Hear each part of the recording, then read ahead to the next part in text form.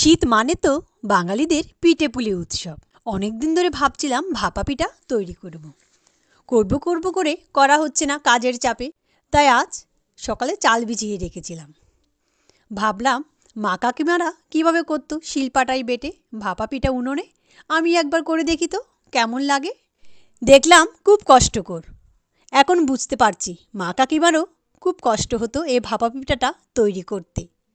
সকালে চাল ভিজিয়ে রেখেছিলাম 250 গ্রাম। এবারে চালটাকে শিলনোড়ায় বেটে নিলাম।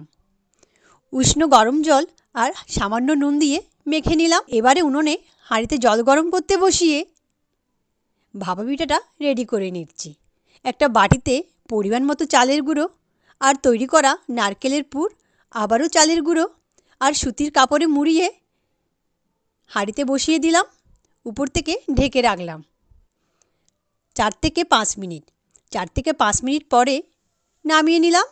তৈরি হলো ভাপা পিঠা। আঁচটা কিন্তু মিডিয়াম রাখবেন, তাহলে ভাপা পিঠাটা পারফেক্ট হবে।